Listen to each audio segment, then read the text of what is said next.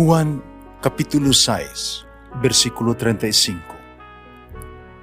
Si Jesus miingon kanila, "Ako mao ang pan nga naghatag sa kinabuhi. Ang muari kanako dili nagayod gutomon, ug ang mutuo kanako dili nagayod uhawon." Pan sa kinabuhi.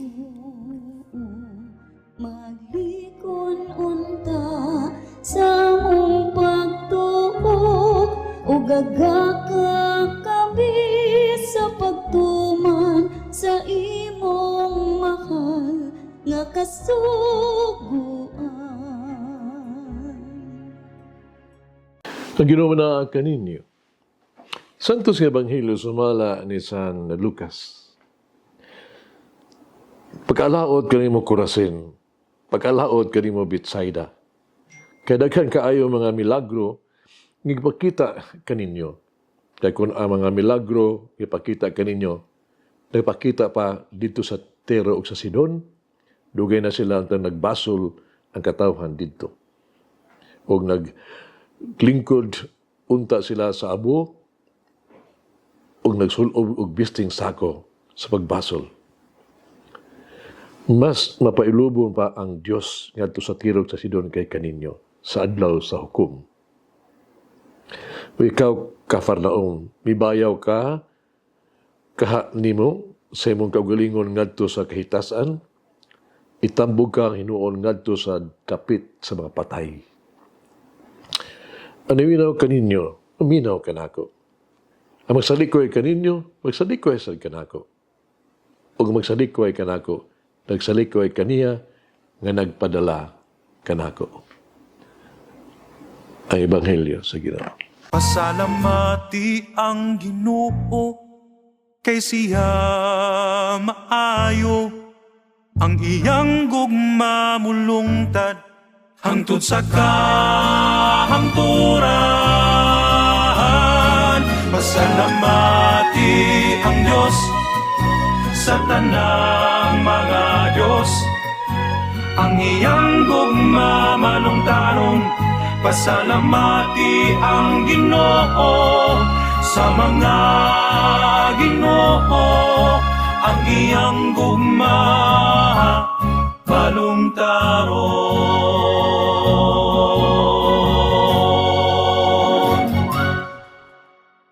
Kung mga basa ang Ebanghelyo ka ng adlaw, di kita mapakya sa pangutana.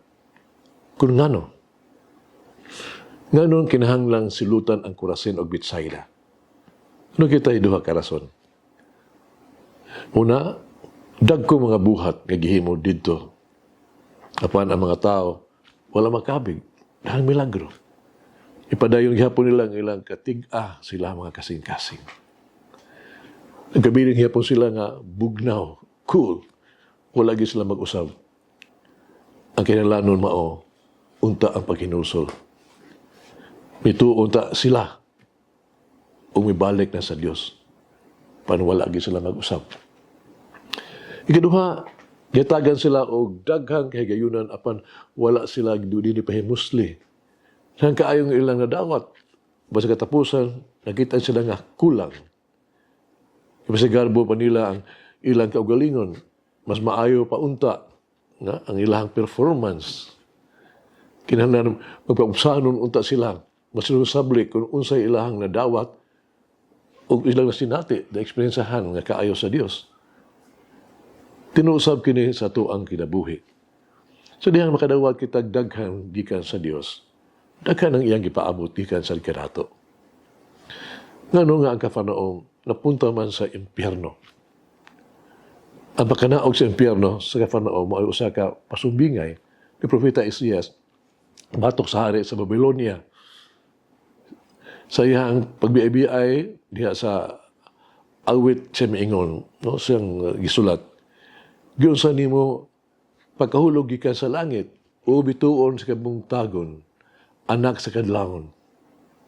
Ikaw miingon sa imong kasing-kasing, ako musaka sa kalangitan, ibabaw sa mga bituon sa Dios.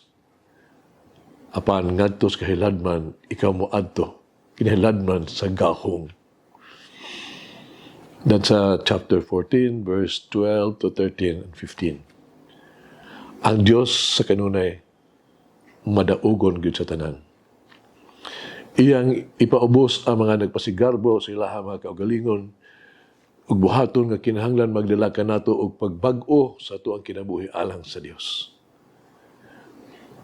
Atong husto nga disposisyon dili ang garbo, kundi ang pagpasiguli sa itong kaugalingon ngadto sa Dios. Kaya nga mabalos siyang kaayo nga di kanato, pinagis pagkinulsol, pinagis pagsalig ngadto sa Dios, pinagis pag-alagad sa iyang katawhan nan allow to sab kita. Tun kita dili maghinulsol. Doon na istorya sa kinabuhi ni San Hannibal Maria de Francia na nagtugod sa Rogationist Fathers Congregation. Nagmitiner og mga serbisyo sa mga kabos, sa ilo, sa mga sinalikway, nga nagserbisyo siya ng Jesus mismo. Mao kini gisulti gikan sa iyang kasinatian. Usa ka adlaw na matikdan niya ang usa ka bata, luspal kaayo. Gimungutana ni Hannibal, nasadan niya nga wala katulog ang bata tungod sa daghang lamok. Dia dayong gihangyo.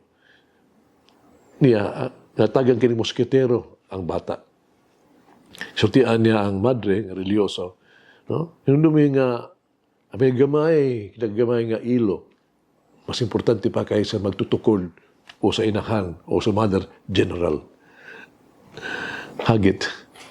O sa mga maayong mga pinag-inan, ang ako ang mahimo alang sa uban. Usay maayong buhat nga ako ang itanyag hangtod karon sa Dios. Mag-ampo kita. Magagahom nga Dios. Maluyo ang amahan. Wala niyo pagsangil alang sa kanako. Di na ko mag-justify ang ako ang kagalingon.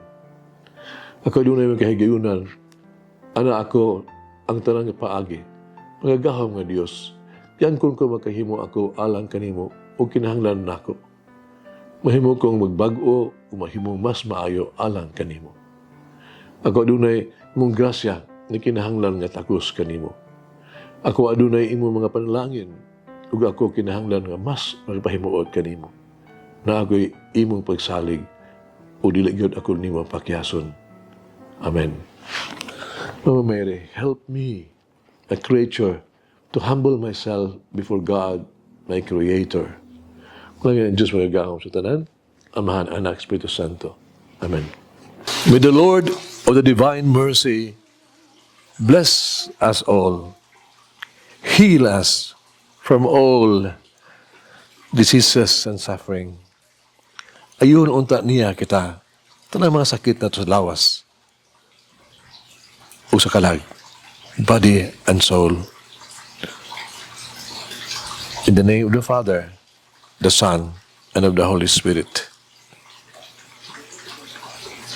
Jesus, I trust in you. Amen.